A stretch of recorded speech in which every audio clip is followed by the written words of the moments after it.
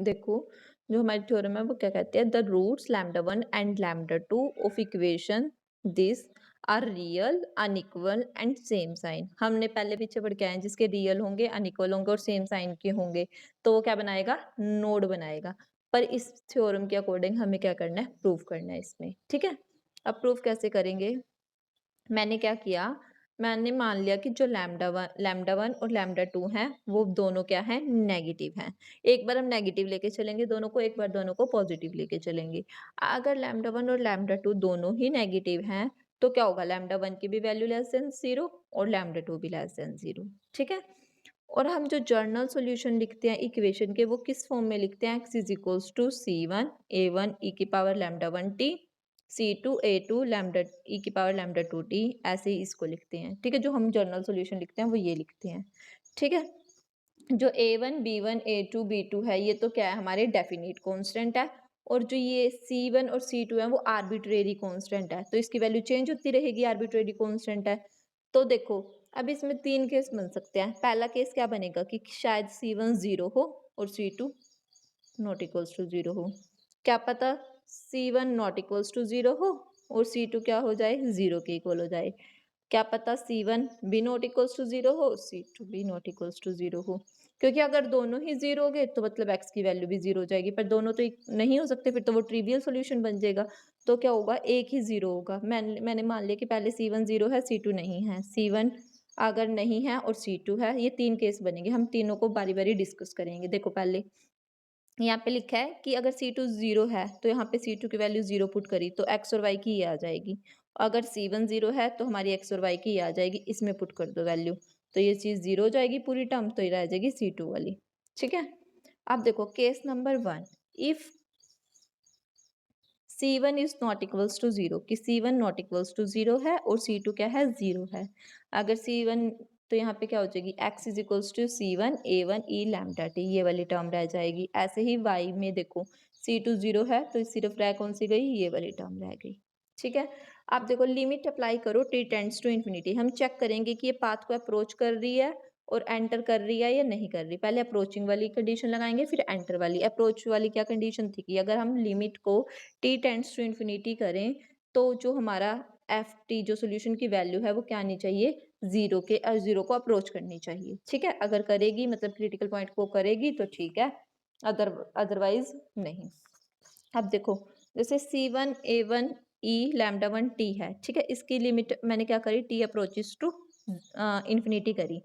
तो अब देखो, ई की पावर लैम्डा वन टी, तो लैम्डा की वैल्यू तो नेगेटिव है, तो मतलब कुछ भी आए, टू थ्री फोर कुछ भी, और इन्फिनिटी की वैल्यू क्या है, इन्फिनिटी। अब ई की पावर माइनस इन्फिनिटी क्या होता है, जीरो। तो इसका मतलब ये क्या आ जाएगी, अप्रोच करेगी जीरो को। ऐसे ही अगर हम B1 में लगाएंगे तब भी जीरो, तो इसका मतलब जो हमारा ये वाली कंडीशन है वो क्या कर रही है, अप्रोच कर रही है पाथ को। ठीक है, पाथ अप्रोचेस जीरो जीरो, मतलब क्रिटिकल पॉइंट को अप्रोच कर रही है as t tends to infinity, कि जो पाथ है वो क्रिटिकल पॉइंट को अप्रोच कर रहा है जब हम t की वैल्यू इन्फिनिटी लगा रहे हैं। अब चेक करेंगे कि एंटर कर रहा है या नहीं। एंटर करने के लिए क्या कंडीशन थी कि हम लिमिट अप्लाई करते थे y अपॉन में x के लिए। अगर वो फाइनाइट आ जाती थी तो वो क्या करता था, वो एंटर कर जाता था, अदरवाइज नहीं करता था। अब देखो, y की वैल्यू मैंने पुट कर दी, x की वैल्यू पुट कर दी। अब ये चीज तो आपस में कैंसिल होगी, तो B1 और A1। अब देखो, हम स्टार्टिंग में ही लेके चले हैं कि जो B1 और A1 है वो क्या है, डेफिनेट इंटीग्रल है। डेफिनेट इंटीग्रल तो इसकी कोई ना कोई तो फाइनाइट वैल्यू आएगी। फाइनाइट वैल्यू आएगी तो इसका मतलब ये क्या होगा, मतलब यहाँ से क्या पता चल गया, जो पाथ है वो एंटर करेगा क्रिटिकल पॉइंट को। ठीक है, और हम स्लोप ऑफ लाइन कैसे निकालते हैं, y अपॉन में x, तो y अपॉन में x किसके इक्वल आ गया, स्लोप हमारा B1 A1 1, क्योंकि y अपॉन x किसके इक्वल था, B1 A1 के। ठीक है, तो स्लोप ऑफ लाइन क्या आ गया, B1 A1। ऐसे ही हमने सेकंड केस बनाना है। सेकंड केस में हम क्या बनाएंगे कि c इक्वल्स टू जीरो है और C2 क्या है, नॉट इक्वल्स टू जीरो है। तो हमारे पास ये दो अब C2 वाली टर्म्स आ जाएंगी। तो सिमिलरली अब लैम्डा टू भी क्या है, नेगेटिव है, तो e की पावर नेगेटिव करेगी तो जीरो को अप्रोच करेगा, ऐसे ही इसमें जीरो को अप्रोच करेगा। दोनों अप्रोच कर रहे हैं तो मतलब जो पाथ है वो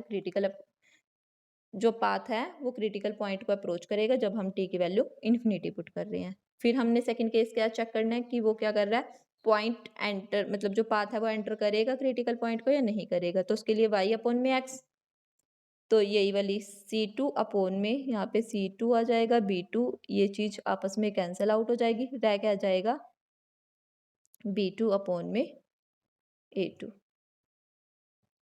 ये रह जाएगा। तो ये क्या है, फिर से दोबारा हमारे पास क्या आ गई, फाइनाइट आ गई।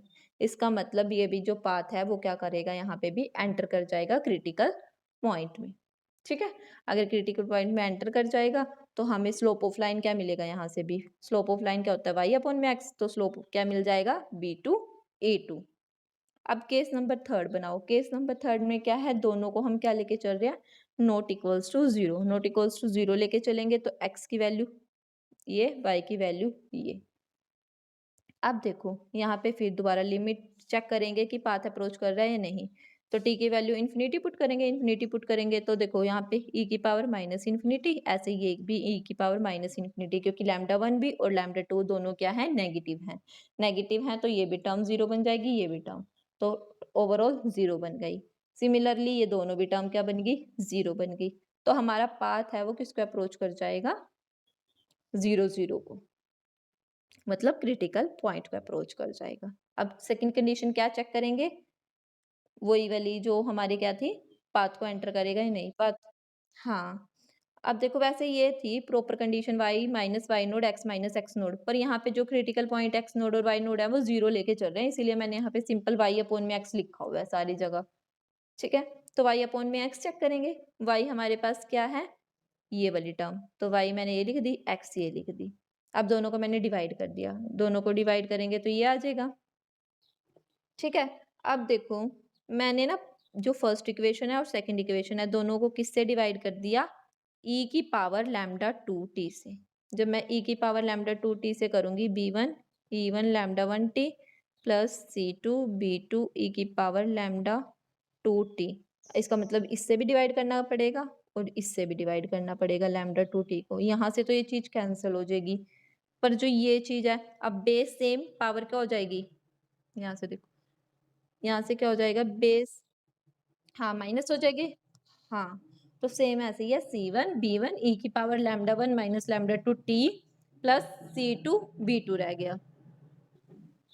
ठीक है, ऐसे ही यहाँ पे सी वन ए वन ई की power lambda one minus lambda two T और सी टू ए टू रह जाएगा। ठीक है, अब देखो वही हमने क्या लेके चले थे, ये कंडीशन यहाँ से स्टार्टिंग से देखो कि लैम्डा वन है वो लैम्डा टू, जो लैम्डा टू है वो लैम्डा वन से क्या है, बड़ा है।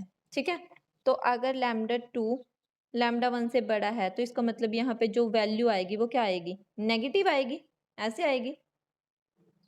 ठीक है, कुछ भी वैल्यू आ सकती है, टू थ्री, जैसे इन दोनों को lambda one minus lambda to करेंगे, अगर नेगेटिव आएगी तो ई की पावर इन्फिनिट माइनस इन्फिनिटी, फिर से ये टर्म जीरो बन जाएगी, ऐसे ही नीचे वाली टर्म भी क्या बन जाएगी, जीरो बन जाएगी।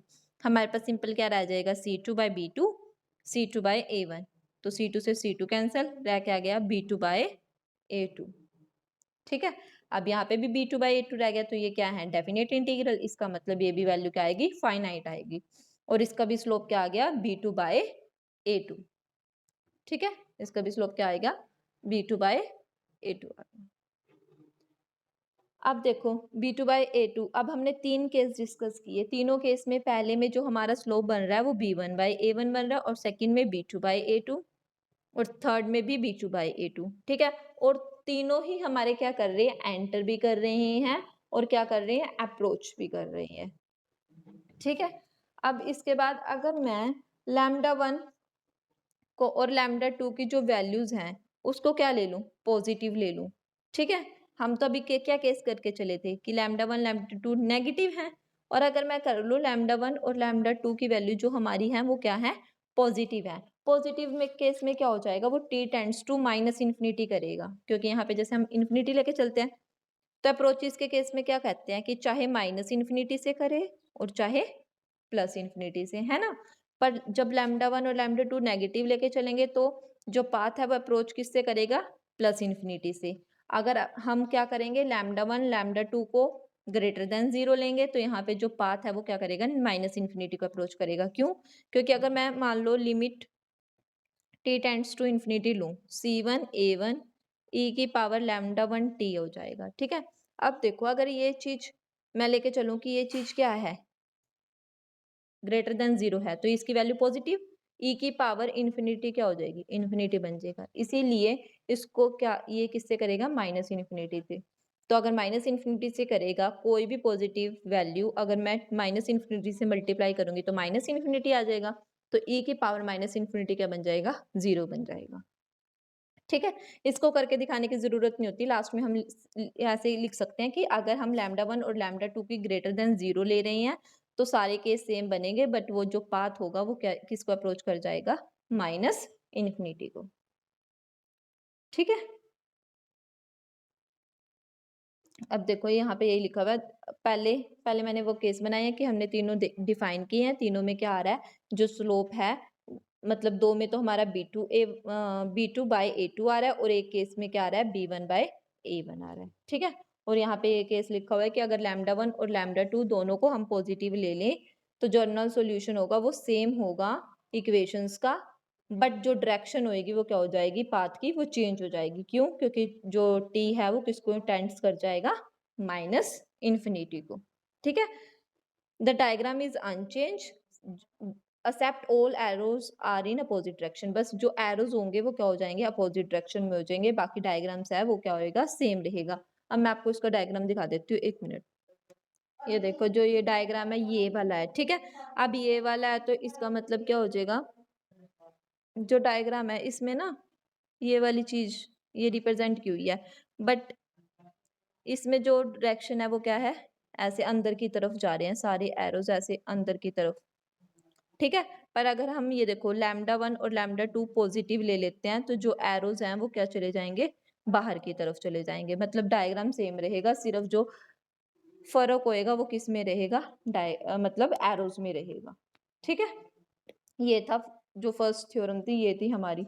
और जो सेकंड थ्योरम है वो भी बिल्कुल सेम है, बस डिफरेंस क्या है कि वो क्या आएगा, स्पाइरल वो बनाएंगे, स्पाइरल पॉइंट। ठीक है, एक बार आप खुद ट्राई कर लेना वरना मैं करा दूंगी।